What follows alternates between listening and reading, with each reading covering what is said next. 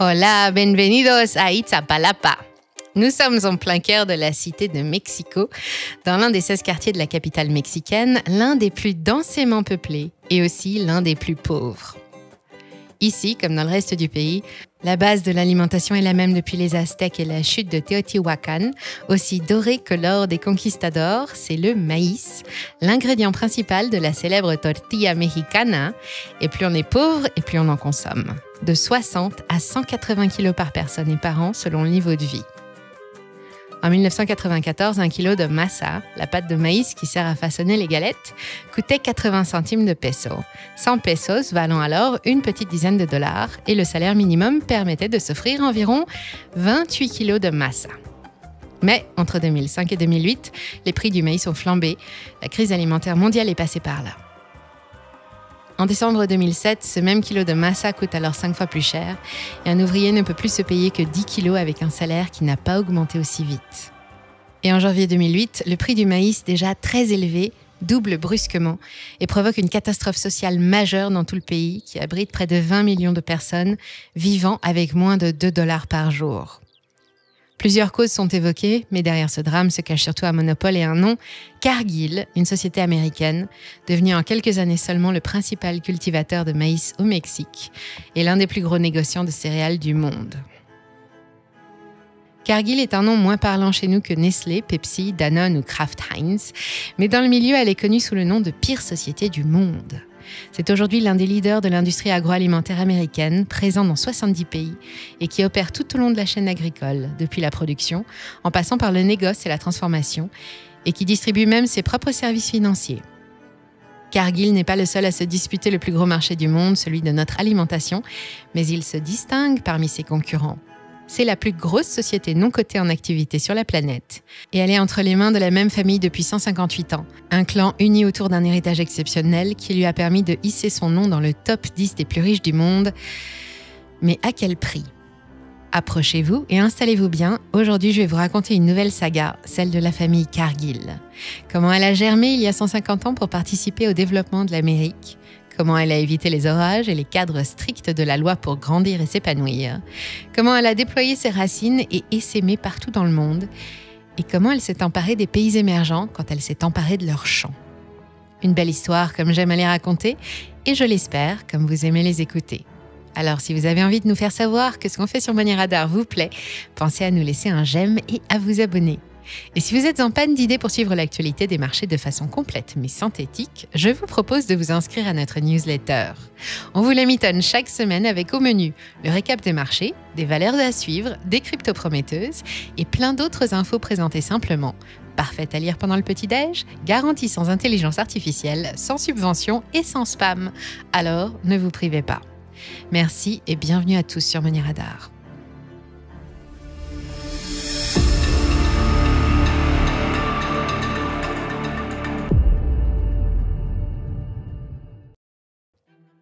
Depuis la fin de la Deuxième Guerre mondiale, l'industrie agroalimentaire s'est développée pour devenir le secteur numéro 1 dans la plupart des économies dites développées. Plus question de tension, de pénurie, de malnutrition ou de famine, c'est la révolution agricole, l'avènement de nouvelles pratiques capables de décupler les rendements. Mais malgré les progrès, l'évolution de la demande en produits de base tels que les céréales, les produits laitiers, les farines et les huiles, ajoutée à la généralisation progressive des biocarburants, préoccupe déjà les autorités, qui se demandent comment il va être possible de produire de quoi nourrir 10 milliards d'habitants à l'aube du XXIe siècle.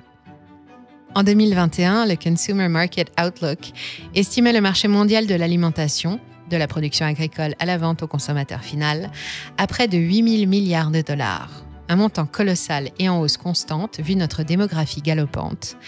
Et cette énorme machine chargée de subvenir à tous nos besoins alimentaires, parfois plus, appartient à une poignée de baleines qui se battent pour devenir plus grosses et plus puissantes que ses voisines.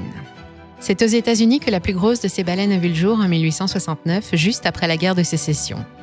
Au départ, William Cargill, fils de fermier, originaire de l'Ohio, voulait aider les agriculteurs américains et participer au développement de leurs activités en facilitant les approvisionnements en semences, en sécurisant les récoltes stockées et en assurant des débouchés à la production. Lui et son frère choisissent la communauté rurale de Conover dans l'Iowa pour y construire des silos et se lancer dans le négoce de céréales. L'Amérique est alors en pleine construction et la population a de gros besoins.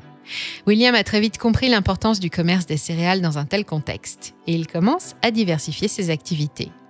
En 1900, la William Cargill & Co. s'exporte en dehors de l'Iowa et propose ses services étendus à d'autres productions agricoles comme le coton, le blé et le soja, partout où les agriculteurs américains ont des besoins.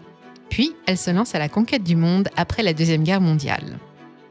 Hélas pour William, il ne verra jamais ça. Il s'éteint à l'entrée de l'hiver 1909 et confie son empire aux mains de son fils et de son beau-fils, qui vont faire en sorte de nouer un maximum de partenariats juteux tout au long du XXe siècle. Les enfants Cargill achètent des entreprises à tour de bras pour diversifier leurs activités et cherchent à occuper une place stratégique à chaque étape de la chaîne de production agricole. La William Cargill & Co. ajoute donc la production et la transformation de marchandises à son arc et investit massivement dans le développement de nouvelles pratiques, notamment l'agriculture de précision, capable en théorie d'améliorer les rendements à l'hectare de 30%. Elle achète tout ce qu'elle peut, aux États-Unis comme à l'étranger, et se transforme en acteur majeur sur le marché international.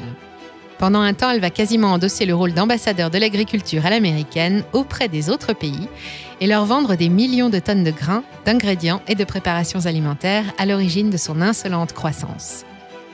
À l'aube du deuxième millénaire, Cargill est devenue la plus grosse société privée du monde. Le gros de l'industrie alimentaire américaine se partage alors entre 6 acteurs majeurs sur la scène internationale. Concurrentes directes sur les mêmes segments, les américaines Bunge et ADM pour Archer Daniels Midlands, la néerlandaise Louis Dreyfus Company, la Wilmar International basée à Singapour et COFCO, Rhinocéros National à la tête du marché agricole chinois. La concurrence se joue aussi sur des segments particuliers avec des acteurs régionaux souvent plus petits ou contre d'autres mastodontes comme Mars, Procter & Gamble ou Nestlé. Archer Midland propose essentiellement les mêmes services de stockage, de négoce et de transport des produits agricoles que Cargill. Cotée à New York, elle pèse 41 milliards de dollars, réalise 99 milliards de dollars de chiffre d'affaires en 2022 pour un bénéfice de 3,7 milliards de dollars et fait travailler 43 700 salariés. Quant à Bunge, l'expert des produits oléagineux, lui aussi négociant en céréales, il a été durement frappé par les perturbations liées à la pandémie, puis à la guerre en Ukraine. Ses 10 000 salariés ont fait des affaires à hauteur de 64 milliards de dollars l'année dernière. À côté, ADM, c'est un petit pousset, seulement 14 milliards de capitalisation boursière, mais plus pour longtemps parce qu'il est en cours de fusion avec le Canadien Viterra et espère former une nouvelle entité qui sera valorisée après l'opération à 34 milliards de dollars. Un bel effort, mais tout ça n'est rien à côté de Cargill, de ses 165 milliards de dollars de revenus en 2022 et de ses 158 000 salariés, des dimensions pharaoniques et une présence quasi universelle dans les champs du monde entier. Nous sommes la farine de votre pain, le blé de vos pâtes, le sel sur vos frites. Nous sommes le maïs dans vos tortillas, le chocolat dans votre dessert, l'édulcorant dans votre soda. Nous sommes l'huile dans votre vinaigrette et le bœuf, le porc ou le poulet que vous mangez au dîner. Nous sommes le coton de vos vêtements, l'envers de votre tapis et le fertilisant dans votre champ. Voilà comment Cargill se présente dans une brochure distribuée auprès de ses clients en 2001. Aujourd'hui, il réalise toujours le gros de ses affaires aux États-Unis, son pays d'origine, mais en quelques années seulement, il est hissé au rang d'acteur majeur de l'agriculture un peu partout, principalement dans les pays émergents, au Brésil, en Inde et même en Chine. Parmi ses autres sites, le Canada, la France, l'Australie, la Russie, l'Espagne, la Norvège, la Belgique, la Thaïlande, des fermes dans 70 pays aux 4 coins de la planète qui approvisionnent les professionnels de l'alimentation, dont de grands noms comme les chaînes de fast-food McDonald's et Burger King. Cargill propose un catalogue de produits et services agro-industriels bien fournis. D'abord, des produits agricoles cultivés sur ses propres exploitations, aux États-Unis ou ailleurs. La société est par exemple propriétaire de 1,2 million d'hectares en Amérique du Sud, au Brésil, en Argentine ou encore en Bolivie, qui produisent du soja, dont elle domine largement la distribution mondiale. Elle approvisionne aussi le monde en huile tirée de ses palmeraies d'Indonésie et de Malaisie, des marchandises transportées partout par sa propre flotte de 600 bateaux, revendues par ses soins, stockées dans ses propres silos ou transformées dans ses propres usines. Céréales, produits végétaux, nutrition animale, ingrédients destinés à la beauté, la pharmacie ou aux bio-industries, viandes et volailles et même gaz, électricité et services financiers, Cargill est partout. En parallèle, il travaille aussi avec de nombreux agriculteurs locaux et achète une grosse partie de leur production, charge à lui de la rentabiliser de la meilleure façon qui soit. En proposant des produits de couverture, Il finance l'agriculture et transforme les produits stratégiques en marchandises échangeables à l'infini sur un marché chaque jour plus volatile qu'il se charge d'animer. Il est incontournable dans le monde agricole, gros acheteur, gros vendeur, intermédiaire de luxe, et aussi tristement célèbre que BASF, Monsanto, DuPont de Nemours ou Koch Industries. Tristement célèbre parce qu'évidemment ce succès ne s'est pas seulement fondé sur le travail et la motivation des salariés, il doit surtout beaucoup à l'opportunisme de la famille et à cette fâcheuse tendance à vouloir tout contrôler, même les prix. Cargill n'a jamais été cotée en bourse et elle n'est pas près de l'être. Ce n'est plus un Cargill qui mène officiellement la barque depuis 2007, mais la société est à 88% détenue par les descendants de William et ce sont eux qui composent le conseil d'administration. Un tel choix permet d'opérer en toute liberté sans avoir de compte à rendre à des actionnaires et sans avoir à publier sa comptabilité. Le pendant, c'est que Cargill a dû se développer sans pouvoir faire appel au marché comme ses actuelles concurrentes. Alors forcément, on imagine bien qu'il y a eu des décisions difficiles à prendre. Le clan préfère rester discret et ses opérations passent souvent sous les radars du grand public. Souvent, mais pas tout le temps. La société s'est retrouvée plusieurs fois sous le feu des critiques qui ont fortement contribué à dégrader son image. Ça a commencé dès la fin du siècle dernier, quand le monde découvrait ébahi les ravages des plantations de palmiers à huile en Indonésie et au Brésil. Depuis le début des années 2000 et jusqu'à aujourd'hui, le clan Cargill déclenche la colère et l'indignation partout où il s'installe et où il tente d'imposer son modèle écocide et destructeur. En 2019, le Mighty Earth Report la déclare comme la pire entreprise du monde. Dans un rapport cinglant, l'ONG énumère une liste impressionnante de négligences, d'arrangements avec la réglementation et de manquements clairs à la loi et prouve que quand on entre en contact avec Cargill, on ne vit pas forcément une super expérience. Des gens sont morts d'avoir consommé de la viande contaminée, transformée et tamponnée Cargill. Des populations indigènes ont subi des pressions pour laisser la place aux bûcherons, aux débardeuses et aux planteurs de soja. Les plus fragiles ont dû payer plus cher leur maïs ou leur blé pour satisfaire les besoins spéculatifs. La pire entreprise du monde se comporte bien mal et elle y est décrite comme immorale, violente envers les populations locales.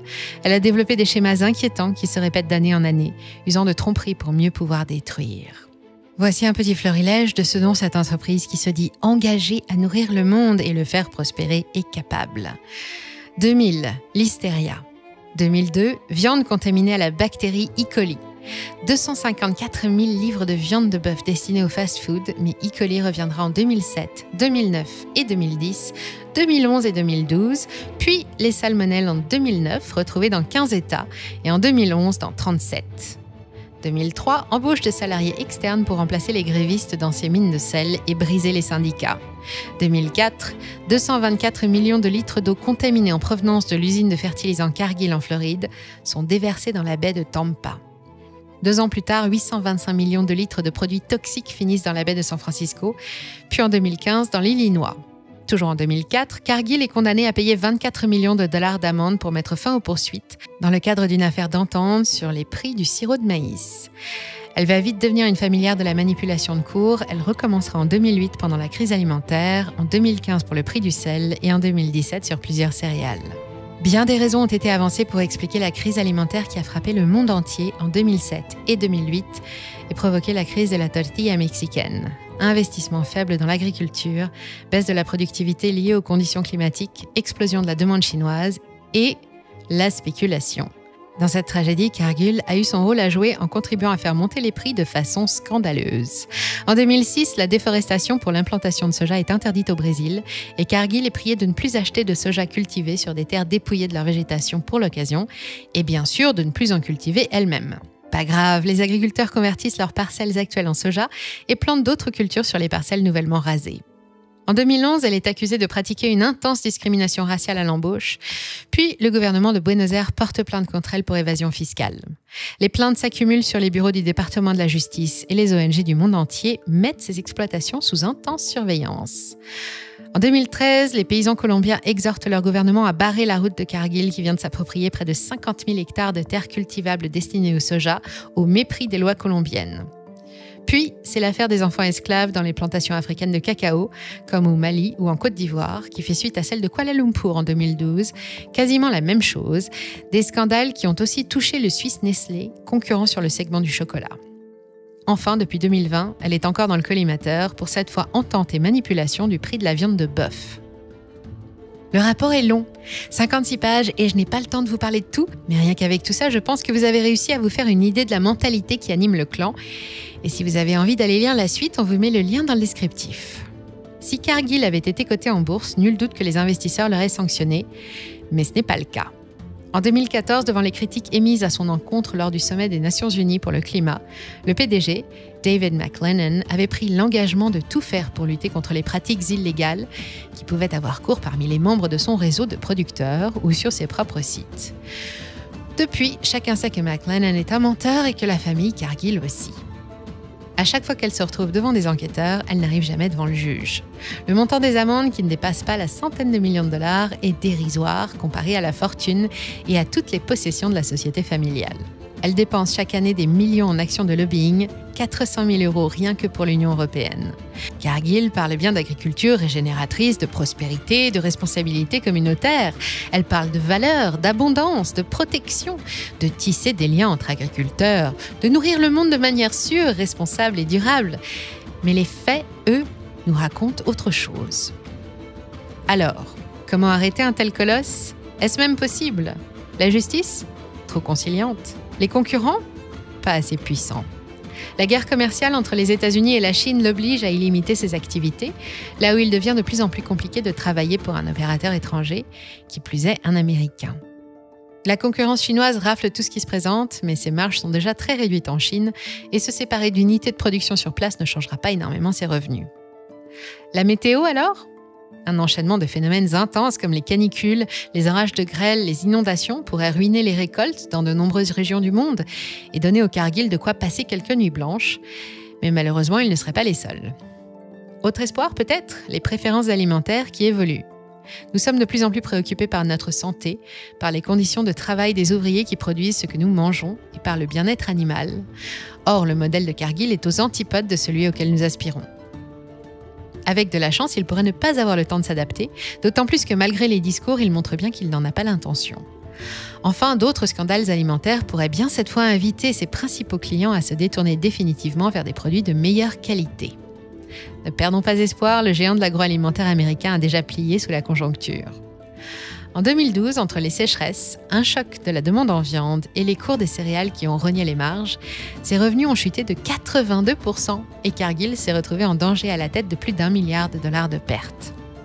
Cette année, entre le climat qui ne s'annonce pas spécialement favorable et les scandales qui continuent malgré les promesses, le clan Cargill, sociopathe mais réaliste, prévoit déjà un recul de ses activités, moins 9% en 2023 et 2024. Quant à savoir ce qu'il sera devenu d'ici une dizaine d'années, il n'y a qu'à surveiller les cartes météo et celles des restaurants. Maintenant que vous avez vu cette vidéo, vous savez où il vaut mieux aller manger ce soir et vous savez qu'il vaut mieux vous mettre à la cuisine que de vous nourrir d'aliments industriels.